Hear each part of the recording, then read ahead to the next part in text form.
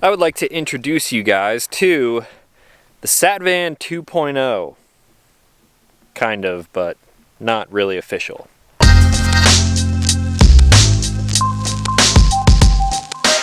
What's going on, everyone? Back with another episode of Stuff and Things.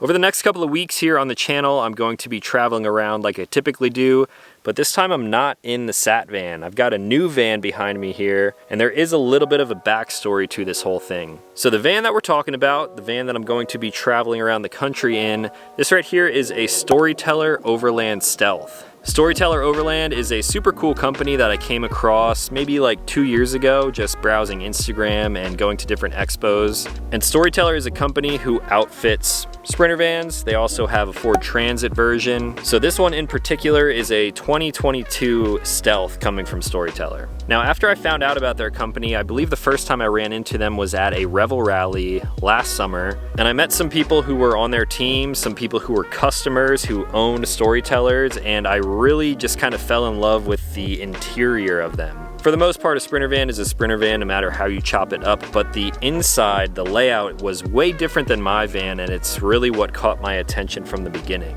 Now, after going to a few different expos this past summer, I connected with some people on their team, and they presented me with this opportunity to take one of these on a road trip this winter. Right now it's actually February. I'm in Southern California right now, so it's super bright and hot. But they loaned me this van for a trip that I'm doing currently in California. I'm going to be going up to South Lake Tahoe, going to be doing some skiing up there, and eventually I'll make my way back across to Colorado. So for full transparency, I don't work for Storyteller. I don't really even work with Storyteller. They just presented me with this opportunity. There's no payment involved, so I'm going to be testing out this van over the next couple of weeks. And I'm going to show you the good, the bad, and of course the ugly. That's basically how I do all of my videos anyway. I keep everything as raw and as honest as possible. So today, for the first introduction video of this new 2022 Stealth, we're gonna do a little bit of a walk around. This van is still new to me. I've been traveling for the past 3 days now, and I've already got some good stories with this van to share with you guys. Good and bad stories, actually. So without further ado, let's just jump into this new van. Satvan 2.0, kind of, but not really. It's not mine. You guys get it. Let's take a look. Now, throughout this video, I'm probably going to make a few different comparisons between this van and my van. If you're unfamiliar with me, my name's Talon. I traveled the country in a van for a while, and I love everything about being outdoors and especially traveling around in a van. So if you want to check out what I'm previously accustomed to, you can check out the link right up in the corner. You can find out about my van and all of the comparisons that I'm going to be making. So the 2022 Storyteller Overland Stealth. This thing is obviously built on a much newer chassis compared to my van. I was accustomed to the NCV3 chassis. This is the newest chassis, and there's a lot of new features coming direct from Mercedes. This is a 144-inch wheelbase, so same exact size as my van. It's one of the shortest Sprinters that you can get out there, and it makes the perfect camper van. You will definitely notice some style differences as we kind of walk around this thing today, but overall, it's a Sprinter van. The overall design has remained relatively the same. We got a new sort of front end here, so squintier headlights, kind of sporty looking, almost like a Mercedes car. And now in no particular order, we'll just kind of start up front and work our way back. So the Stealth model comes with a few different things. We got a wrap to protect the hood. We got this little wind fairing up front too. When it comes to wheels and tires, right here are wheels coming direct from Storyteller, and these are the same wheels, BF Goodrich All-Terrains KO2s. These tires are great. This is what I have on my own personal van, and they're just a lot smaller than mine, but my van is also heavily modded, and this is how they come right off of their showroom floor. So for the Stealth, there is no suspension upgrade. This is essentially a stock chassis. They do also make a van known as the Beast, and that thing comes basically kitted out how you see my van sitting today. This isn't quite as comparable to my van as it sits today. However, this is pretty comparable to my van how it was stock. So we got cool graphics all down the side. We got a nice step right here, a little bit of texture for the snow and ice. Believe it or not, it was snowing my whole way out here, so this thing has seen a lot. On the side here, you got a port for shore power. 30 amp, 125 volt. This is actually a different plug compared to my van. I did try plugging this van in, but I realized that this port is different, so that's one difference. While we're here on this side, we might as well go up on the roof because right here is an Illuminous ladder. This is actually the original ladder that I had on my van, and then I swapped it out once I started working with Backwoods Adventure mods. Really slim, low profile, and on this one they even have a little bit of grip tape, which I did to my own personal van because these things can get slippery. Now, as we make our way up to the roof, this is a huge bonus. I, of course, have my van equipped with a lot of solar panels and just a lot of stuff on the roof. So up here we have a front runner rack, and it allows you to use it as a platform to walk on, sleep on, party on, whatever you really want to do. Being on the top of a van like this is the perfect platform for photographers, to fly a drone, really just to hang out. There's just a lot of usable space up here, and I don't have that on my van. There's going to be a lot of different comparisons that I can make between this van and my van, and I'm going to try to keep that stuff to a minimum because at the end of this whole video series, I'm probably going to end up making a direct comparison between my van and the Storyteller and sort of show the pros and cons of each. So front runner rack up here, a little bit of a wind fairing. They actually relocate the antennas for the radio. You get Sirius XM and all that good stuff. Previously they are mounted down here on the van, but if you put a rack over top of it, then you lose signal. So they put this nice little box over here to relocate that. You got a fan on the roof. I'm not sure if this is a MaxxAir or not. We'll have to check when we get inside. Like I said, I've only had this van for like 3 days. We have a nice big awning on the side. I just put this out for the first time because it's kind of hot down here in the desert. We'll take a look at that a little bit more once we get down there. Zamp solar panel. I believe this is a 90 watt panel, so it's not sucking in a ton of power, but it should be enough to sort of keep the van up and running if you're going to be outside of it for a few days. That being said though, there is a ton of space where you could put more panels if you so choose. But like I mentioned, I dig having all this space up here because you could pop out a chair, sit here, watch the sunset. It's just really cool. Last but not least on the roof is a Coleman Mach Q. Very similar to the AC that I actually took off of my van. I definitely won't be using that this trip because it's the middle of winter, but it's nice to have. Now back on the ground, coming around to the side, here we see Mode. This is a 4x4 Sprinter, of course. So if you compare this to the Storyteller Overland Beast, this one's a little bit stealthier, so you could probably get away with camping like in more populated areas. But my guess is if you're getting a van like this, you want to kind of get out of cities. Got a water port on the side here. Coming around to the back, we have 2 different panels for mounting up recovery gear, roto packs, of course, whatever you see fit. Now these panels come with the Storyteller Overland Stealth, and it's kind of like a cool pattern, almost like key mod. I'm not exactly sure where they make these. It might be by Freightliner, so they have like different accessories that you can mount into here, but on this van that I have, we just got water roto packs on the right and diesel roto packs on the left. There's a little step back here, what they call their up dog step. So if you need to sort of stand up here, you can put your feet on, wipe off the rear view camera, whatever you may need to do. Coming around to the passenger side of the van, we have standard outlets on the side. Now we can get a good look at that awning up there. It comes out about 10 feet, has LED lighting, and that's very nice to provide shade. Again, graphics all along the bottom, and then another step running from tire to tire. Now we're moving to the inside of the van. This is the first thing that really grabbed my attention when it came to Storyteller, their build quality and everything. You'll have to excuse me because I have been living out of the van and I'm going to continue living out of the van. I got my stuff just kind of thrown all over the place, but I'll try to show you as much functionality as possible. Now with the newer Sprinter chassis, I believe in 2020, they changed to an automatic door, which is electronic. This one is not electronic, and I actually like that. With the electronics on these vans, I've heard of a lot of people having troubles with their door, like opening when they don't want them to, and vans just getting filled with snow, which would be terrible. I like to live my travel portions of life by the KISS method, keep it simple, stupid. I like that there's no electronic door on this one.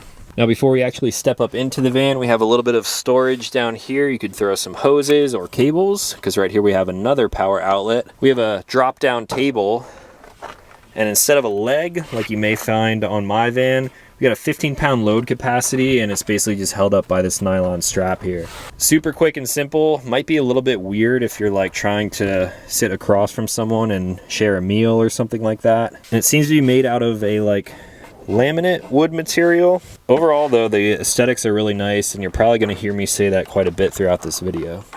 Now, stepping up inside, before we get into the livable portion of this van, let's talk a little bit about the new chassis updates. Now, we're not going to get too into depth here because everyone kind of has their own opinions on new electronics and upgrades and stuff like that. If you've been watching my channel for a little while, you will know that I don't really care for all of the creature comforts that come with newer vehicles. As an example, when I'm buying new vehicles, right here we have leather seats. I would prefer cloth seats like I have in my van. But I will say these seats are pretty comfortable. I've put maybe 700 miles on the van already, and I dig it. So with this new chassis, it sort of ditches like the cargo van and like carrier van type of vibe that my van has. I have like a clip over here for papers and stuff like that, but the interior of this really feels like any other car that Mercedes produces. Nice leather wrap steering wheel. You have all the infotainment buttons right here as well. You do have paddle shifters for different gear selects if you're traveling through the mountains and need to gear down a little bit because you're driving in snow like I was the other day. You of course have auto headlights, mirror adjustments over here. The seats are not manual like mine are. You actually have these Mercedes like electronic seat controls. What's really cool about this whole setup is that these seats are captain's chairs, so they actually swivel around.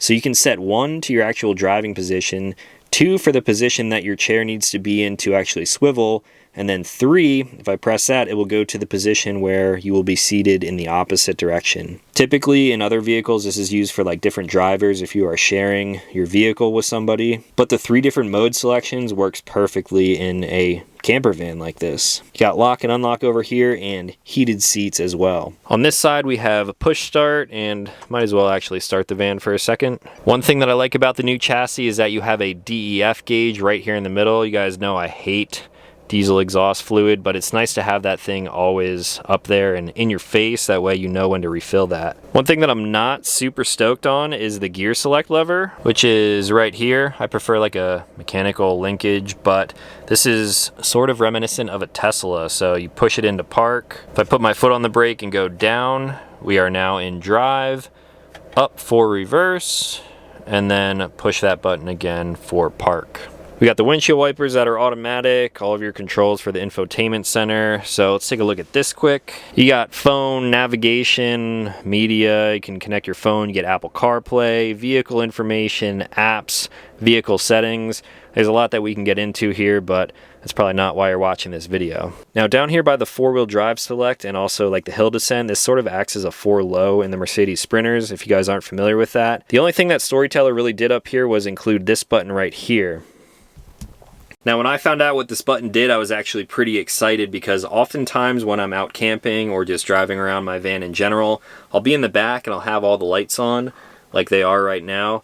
Haven't even used this button yet, but if I press it, all of the lights just turned off. So if you're out driving and you're like, oh crap, I forgot to turn the bedroom lights off, you can simply tap that button. It actually turns them on as well.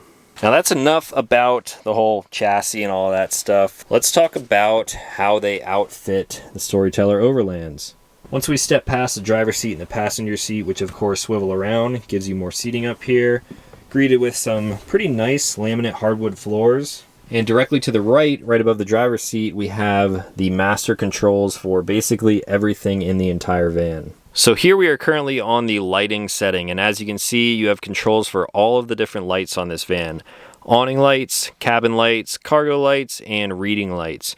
Everything that you see on here is individually dimmable, so if you have your awning lights on outside, you can make them really bright or really dim. You have a master dimmer in the center, so you can dim everything together or make everything super bright together. You can make different presets. You also have a chill mode, so if I press that, it'll sort of dim everything. The lights outside will turn off, and everything inside here will be chilling. We're in chill mode now. For video purposes, we're going to turn everything up. That way you guys get a good view of everything. Moving on to the home screen, this is where you will see your fresh and gray tank levels. water pump, hot water, and then all of your HVAC. It was just very cold where I was, so I do have my HVAC on right now. Interior temp is 72 in here. I have it set to 70. At night tonight, it might drop down a little bit, so I'm probably going to leave that where it's at. You can also control the vent. So over here we have the fan. I believe I was correct. This is a Max Air fan, very similar to the one in my van. There are no controls on here though, as you can see. So everything is controlled right over here. If I tap vent, got my fan speed. You can crank that up or turn it down. I'm going to turn the fan on and the airflow sucking out. So now the fan turns on. It is sucking air from the van outside. You can also reverse that and have it suck air in. And then of course you have controls for the vent. You can open and close the vent. And then a mode, manual mode and auto mode. Auto mode will basically work towards the temperature that you're trying to get the van to. So that is the climate, home, and lighting modes on this whole screen. If we tap this, you get into screen brightness, diagnostics, software updates, and all sorts of stuff like that. Over to the right here, we have a master power switch. So if I want to completely kill power to the van, I can tap that. And then above that here, we have more of a power readout from Volta. So as you can see, I just drove in here, so we're sitting at about 100% battery capacity. This does have a pack temp on it, which is pretty nice. So the batteries back there are at a 69.8 degrees Fahrenheit. It shows you the current time, hours remaining on my current power draw right now. Supposedly the van will run for 266.6 hours, so that's pretty nice. If you do want to turn either of these screens off on the Storyteller one here, you can simply tap that and it will dim. That way when you're going to bed, you don't have a bunch of light here. Tap it again and it comes back to life. So that is how you control all of the systems in the van. So let's talk about the actual physical things. Right up front here, we have a mount for a lagoon table. The table and the arm for it is stored right here behind the Groove Lounge. I actually haven't even pulled this out of here yet, so let's do that quick. So this table mounts into place very quickly. It took me about 30 seconds, and you can adjust it to make it a little bit stiffer, or you can have it swivel a little bit. I personally put a lagoon mount in my own van, and I love the table in the back, so this thing is going to be great. It's going to be a good little workstation for me later as I edit this video. You can sit here and have dinner. If you flip the driver's seat around, you could sit here and share a meal with someone as well. And now for the rear passenger seating, this is what Storyteller calls their Groove Lounge. This thing is sort of modular and it's really cool. It keeps the space in here nice and open. This isn't fixed in the current position that it's in. Right now I currently have it set up for passengers back here. So you get full normal seat belts, shoulder harnesses and everything. There are controls down here, which is going to be hard to do with one hand. There we go. You can flip that up. You do have a little bit of storage under here, some little padded sleeves in the bottom here, so you could put whatever you want in there really. It's not a hard storage bin, so you could probably put something in there that might be a little bit fragile. And on the left side here, we have a little safe. You could definitely put valuables in here. This thing is actually secured to the actual bin that it's sitting in. And there's also a locked cable that runs under and basically locks this thing into place. So even if someone was breaking into your van and they found this safe, they're not going to be able to get it out without a little bit of time and tools. Both of the seatbelt buckles here can go down inside if you want to not use those and convert this into a sofa, which I will show you right now. Now compared to my van, these seats are very, very comfortable. Nice padded leather. My van only comes with a lap belt, so I would definitely feel more secure sitting back here. I would feel safer driving with other people too because you got proper safety equipment. The seat back of this is also adjustable in two different aspects. So the whole main piece back here, I can slide that back and recline it a little bit. Get a little bit of lumbar support for the lower half, or you can lay them both back. And that basically turns this thing into a lounge, almost like a little bit of a sofa. Now if I move all my gear behind me, it goes even further. When I start to lean this back, I can remove this top cushion here, which sort of just Velcros into place. It does have little slots for the shoulder belts to go through. I'll put that cushion over here as a little bit of a back cushion. So now we got seating for one or two people on this side of the van. You can probably tell how much room there is in here because I'm so far away from the camera. So you could sit two people here, two people up here, and you can even take it a step further. Now for this next mode of the Groove Lounge, you do have to remove the lagoon table because this bottom piece here where you find storage and a little safe. I can actually fold that forward, fold this backrest down all the way like that, and now you've got a whole nother lounge here, which I could easily sleep comfortable on this. I'm about 5'10", 5'11". I've got plenty of head space, plenty of foot space, and while this bed up here is much more comfortable, I could totally see myself sleeping on here. Like I mentioned, I'm taking this van on a ski trip so I can transport people around, and then we could sit like 3 or 4 people here. One person putting on their boots, next person putting on their boots, and then even another one over here. This may seem like a pretty simple thing, but I love how modular this is because it just allows you to use this tiny space inside a van in a lot of different ways, and that's something that is super important when you are traveling in a small space like this and sometimes even living out of it. Couple pulls of the handles. We are back into like double couch mode. Throw the lagoon table back in place, and this right here is probably my favorite setup for this lounge. Now moving on to the kitchen, right here next to the doorway. You got some nice badging, Storyteller Overland. You got another control for your cabin lights here if you don't want to use the actual touchscreen. And then you got a few different selections over here to control your awning. You got the auxiliary power, awning in and out. You can arm it, and of course the lights on there. Definitely going to be testing that out probably tonight, so you guys will see that in a future video. Right here we have a fridge with a locking handle, which is a nice change of pace compared to the fridge that I have in my van. This fridge is also much deeper than mine, so I have a full case of hoist right here. I have some egg bites behind there, got a bunch of Twisted Teas, some food from Costco. Nice drink holders in the door. You'll notice that a full-size energy drink can like this fits in there snugly, and you don't hear them rattling around as you're driving off-road. Super nice touch. Close that thing up, locks into place, and it's not going to come open while you're moving. On top here we have a sink, really nice deep sink compared to my van and what I'm used to. You of course have hot and cold water here, and you guys will see me use that some more throughout the week. You do have outlets right here in front of the sink for coffee maker or whatever you see fit, and then a bunch of controls for the sink. This one does have a little pump, so you press that to drain all the water. It will hold water until you do that. You also have a switch for the hot water, your water pump, and then cargo lights, which are found underneath the bed back here. We'll get there eventually. You also have an outlet right over here by the desk. I'm going to be using that to charge my computer later. Now right here by the door they have a Bluetooth speaker which you can play music from. You can actually pop it off. It's got USB ports. And then a gear hook right here, which I find super useful. I put gear hooks in my own van. You find one right here and then one right here behind the Groove Lounge, and this is actually where I'm just hanging trash bags. Nice big countertop space to work with here for cooking. Right above that, little tiny microwave. I did not bring pots and pans with me, so there's a really good chance I'm going to be using this while we are traveling around. You do have to have the inverter on for that, and that control is right over by the main switch. Dropping down, we have 12-volt outlets for charging whatever you see fit. Also, USB ports. Those ports right there are what I'm using to charge my phone at night. Now for some storage underneath the whole kitchen area. Top drawer here houses an induction cooktop. This is probably not something that I'm going to use on this trip because like I just said, I didn't bring anything with me to cook with. It has little inserts in here so this thing doesn't rattle around. You could simply leave it in the drawer and plug it in right here, or you can pop it out and actually set it up on the countertop.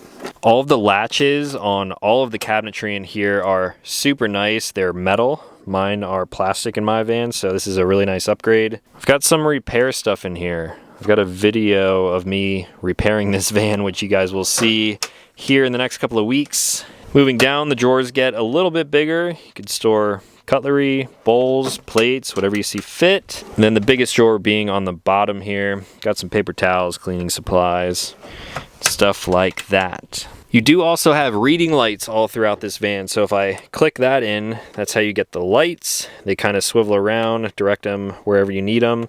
Tap them again and they turn off. Those are all dimmable, and you'll find a bunch of them throughout the van. So we have 3 on the passenger side and then 3 on the driver's side as well, right above the lounge here. Now speaking of cabinets, there are cabinets all across the top here, and then from the microwave back Again, nice hardware on here. As I pull this open, it sort of dips down to clear the ceiling and then opens all the way up. And now I'm about to show you guys one of the craziest things, at least in my opinion, about the Storyteller Overlands. Now, one of the first times I was in a Storyteller, someone was showing me and basically telling me about the build quality, and I was like, yeah, this thing does look really nice. You're using great materials and everything. And then he did this. Opened up the cabinet that's behind me, get a two-handed grasp on there, and you can do pull-ups from the cabinets of this van. If that doesn't tell you that this thing has really good build quality, then I don't know what does. So super bomb-proof cabinetry all throughout here. This, of course, is made out of a metal. You got nice wooden doors on them. Now moving back to this cabinet, right underneath the back of the Groove Lounge, when you have it down, looks like a cabinet, but when we open it up, you'll actually find a full shower in here, which Storyteller calls their Halo shower. Now to fully show you this, I'm going to have to rearrange the Groove Lounge once again. For now, I'm just gonna move the cushion up to the front, raise this back seat. So now we're back in like passenger carry mode. Right underneath here is actually a shower basin. Lift that up. I'm currently using it as storage, so let me move all my stuff quick. There we have what essentially turns into a full-size shower. Now the way this thing works is really cool. The coolest thing about it is, of course, that it does stow away, so it leaves the whole floor plan of this van feeling super open, which is one thing that I kind of wish I had on my van, but it does have its pros and cons. So once you open up this cabinet, there are two little sort of like twist dials in here. You pull those out and the bottom of the cabinet flips down, and then a shower curtain and a shower head unravel from here. Grab the handle on the top and pull this thing out. And now you have essentially a full-size shower. Have not used this yet, so can't really speak to how great it is, but just like a kind of first impression, I think I could easily shower in here. Here's the Halo shower from the outside when it's all out and ready to use. If we come to the inside here, they have a horizontal shower head mount, which is nice because you want to obviously have that as high as possible. It's going to be a little cramped for most people, even someone like myself, 5'10", 5'11", but I'm used to showering in small spaces because of my van, so I think this is going to be actually a pretty nice upgrade. You have a little mesh pocket here to put soap, washcloth, whatever you may need, and of course hot and cold water. Now obviously with a shower system like this, which is basically just a shower curtain all around you, you will have to allow it a little bit of time to dry out. It's never good to put stuff away when it's wet. However, this inside here of this cabinet is actually kind of water resistant, so if you were in a hurry, you could throw it up there even while it's wet. Let's see real time how long it takes to put this shower away. So we'll say we just took a shower, it is all dry now. I'll simply push the Halo back into place. There are two little Velcro straps there. So once you get that all rolled up, we'll Velcro that into place, flip up the bottom part of the cabinet, and twist in those pins. Close up the top cabinet, and then lower the cover for the shower. That's it. Super quick and simple, really cool design. Now, as I've been traveling around for the past couple of days, I've been using this whole area to just like store my gear, but there is a huge cargo area behind me, which we're gonna get into. This also acts as a step to get up into bed because, as you can tell, the bed is pretty high. It's like even a little bit above my waist. So climbing in bed at night, simply step on here and roll into bed. Here is the van in bed mode. I basically put this in the bed mode as soon as I got the van because I don't need a whole lot of space to store stuff back here since I'm not living in the van right now. I would say this is about the same size as mine. It might be between like a full and a queen. The van, of course, does have pop-outs, so you get a little bit of extra room here for your feet and your head. You, of course, have windows by your head and windows up front, of course. You'll find these reading lights at night, which I have been using. They're super handy, especially when you dim them down. And then cabinets on both sides. Not even storing anything in these right now, but you definitely could. So big cabinet pass through from front to back. Be great for storing clothing, extra pillows, or if you're folding the bed up during the day, you could basically stow everything up there and then turn this into a complete cargo area. might as well show you guys that too. Now again, you guys will have to pardon my mess because I have my stuff all over the place. I am on the road for a while. Here's a good segue as well. They do include window covers for every single window in the van. I currently have the rear ones installed because this thing has a great camera system on the newest chassis. When you put the van in reverse, you can see 360 degrees all around the van. So super nice touch of the new chassis. Got window shades in the back. This is for the bedroom window, and everything else comes included. Now, if I pop up these side cushions here, just kind of push those off to the side now. I can lift this bed up. And then there are magnetic latches on each side. With just that side latched in place, I could sort of turn this into like a mobile workstation. You can remove the cushion from this entirely and you have a nice flat surface here where you could work off of. A lot of people who travel and live in vans are into things like e-commerce and things like Etsy shops. So you could basically turn this into like a workbench and do whatever you need to do back here. I'm going skiing, so I could throw my skis right here and wax them in the back of the van. When you're ready for bed, throw the cushions back into place and you got a nice comfortable spot to sleep. Now to take this a step further, there are legs on this side of the bed. I've got a ton of cargo in here, so this is going to be a little bit trickier than if you had nothing back here. If I fold those legs up and out of the way, they lock into place. Throw my magnetic latch up there, and now you have essentially a cargo van again. You've got so much space back here. If I didn't have all of my skiing gear and one wheel and stuff back here, you could park a dirt bike, probably most like full-size motorcycles if you put the rear tire in sort of the hallway here. And this adds a whole lot of functionality to the van. Now those of you who know my van might be asking, well, you had a cargo area in your van and you sort of converted it and put seats back there. The reason I did that is because I didn't have a nice seating solution like you have with the Groove Lounge here. So it's kind of nice that you are able to convert this and get multiple uses out of the van. Again, small space, you gotta have a lot of functionality and it has to be modular. You gotta be able to move things around just like this.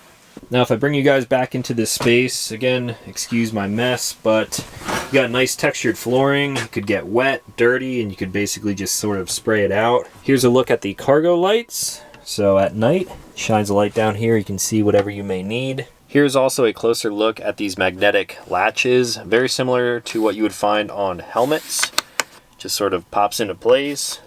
Pull tab, take it off, and turn it into a bed again.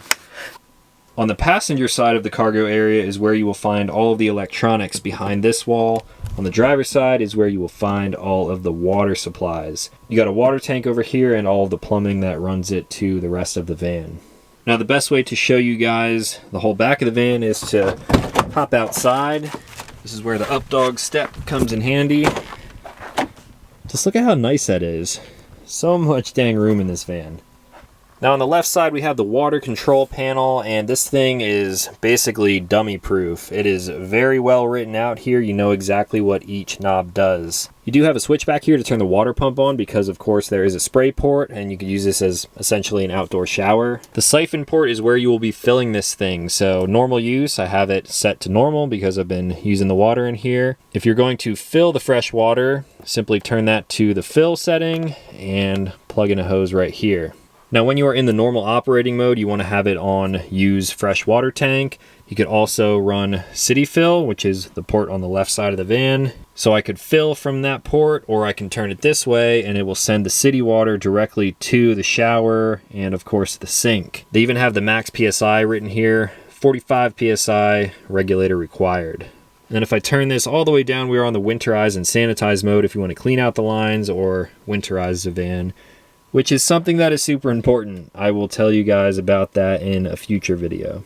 Here you have the control for the shower, spray port. Down here you have a little access hole where you will find the water pump and the little filter trap here. That is something that you always want to make sure you clean out when you are winterizing the van.